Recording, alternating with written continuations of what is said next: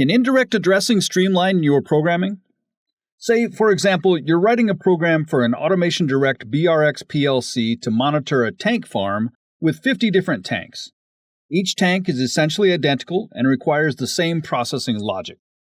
You could write a block of code to process one tank and then duplicate those rungs 49 more times, adding size, scan time, and risks of inconsistency to the code each time. But is there any way to streamline such a program and save yourself all of that? With a pointer, you can select one tank's data at a time to display or manipulate with one block of programming. Let's open Do More Designer and take a look at one in action. To set this up, I'll populate some memory locations with random numbers representing individual tank levels in our tank farm example.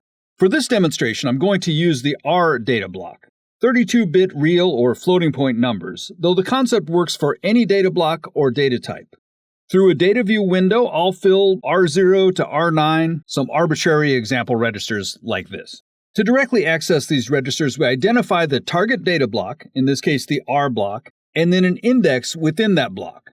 R0 is going to give us the first register in the block, R9 the 10th, and so on. Direct addressing, basic PLC stuff. But by making the index section of that address a variable, we unlock indirect addressing. In Do More, this variable, known as a pointer, must be a V register, an unsigned word data type, and it must be encased in brackets. We're going to use V100 here as an example. The value stored in the pointer register, in our example V100, points to an index position within the target data block, in this case the R's. If we fill V100 with a 7, it's going to point us to R7, for example. A 9 in V100 will point us to R9.